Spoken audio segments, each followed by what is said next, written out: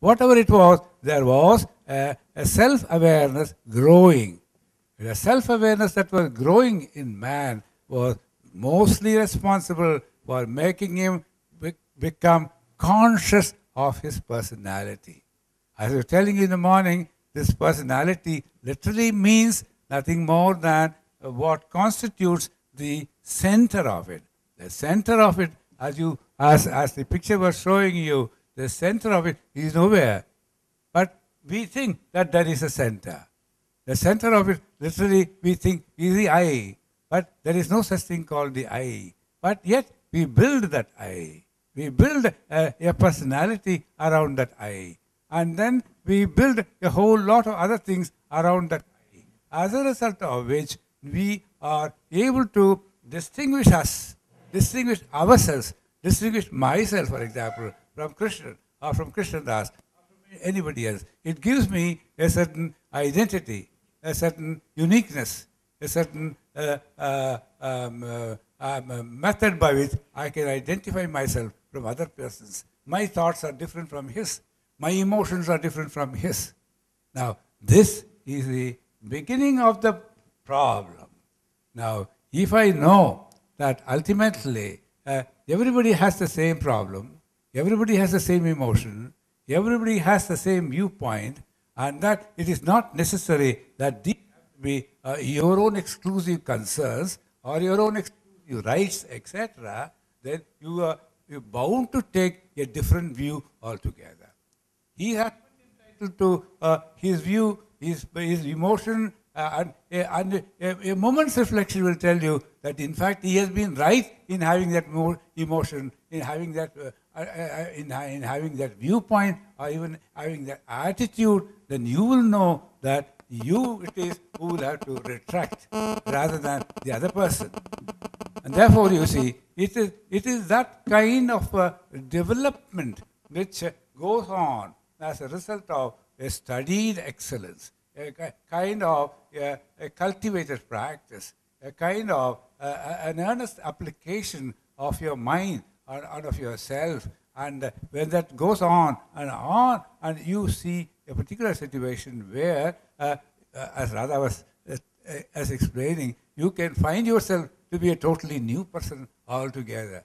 You don't have to be the same person at all, because your views have totally changed. Your views have totally changed because you have been able to unearth the basic facts of life, namely the basic facts of life, which are so beautifully explained, beautifully pictured in the little thing that we saw just now. You see, if only we can ask that question, which was put there on the screen, who are we? Where are we from? How did we come? And where are we going? Then we will know that the answer to all that is to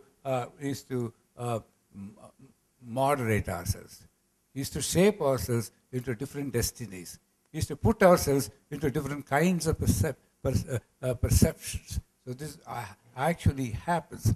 Way back in the Vedas, there is a sukta called the Nausadhya Sukta.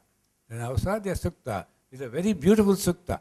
You see, thousands of years ago, the Vedic seer, one of them, raises this question, the same question as raised here. What we are raising today was raised then, and what is valid today was valid today then as a question. He said in the Nausadhya Sukta, he sees nature, he sees the beauty of landscape, the mountains and the rivers and the streams and things like that. And ultimately he says, where are these things from? And where are they from? Who are we? Where are we going? Does anyone know? Not even the gods will know. That's what it says. The Nausadhya Sukta says, not even the gods will know. So who am I to know? I'm such a small man compared to the gods. I hardly have an opportunity of knowing any of these things. I can only raise the question. That's what you call the attitude of humility. Now, you see, these are the things which come into play when you begin to raise these questions in your own mind, or I would rather say in your own heart. And when faced with an issue, confronted with a situation, now you just stay back or retract or get back 1 foot and then ask the question, was this man right? Was I wrong? Or was I right and was he wrong? You might get a second answer or third answer, and possibly you may satisfy yourself that your course of action is wrong and the other man's course of action is right. You see, this is a change. This is a change. A change can come gradually, but ultimately it has come over to that extent that it has changed you altogether, and you have become totally new. So you see, the inside of us is the material, is the most important thing here. Now we talked of the physical thing, we talked to the mental thing, and we also talked to the personality thing and so on. But when we have an opportunity of knowing what is behind it and beyond it and underneath it, and we begin to spend more and more time analyzing it, we know really where we stand. We will get the answer for these questions.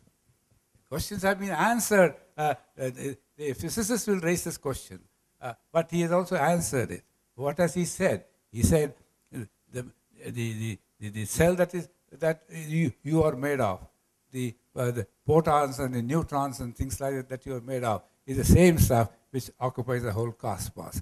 This is his finding. Similarly, the spiritualist or someone who has realized or someone who has known, someone who is wiser than all of us will come and tell you, now, yes, you are getting angry with him, but look at that point of view. The other man may also have a point of view. Just ponder over that. After all, he has his own emotions and you have your own emotions. He has a right to have seats for his emotions, and I even as you have a right for your own emotions. Voltaire, the famous French revolutionary who was responsible during the revolution days, he said, I may oppose your whatever you say, but I respect your right to say it. It's very important. Voltaire said that. I may oppose every word of whatever you say, but I respect your right to say it. Similarly, the other man has a viewpoint. He has to have a viewpoint. Otherwise, what is his mind for? He is bound to be there. All of us are not one mind. We are all billions of minds. Billions of minds. We are created that way. And when we are created that way, naturally, we have to have different minds, different sensibilities, a different attitude, different orientations, a different motivations. So the whole social structure, it is to see that all of them are harmonized, so that there is a greater cohesion, greater understanding, so that people learn to live together more peacefully and more amicably. You see, that can come when we realize that.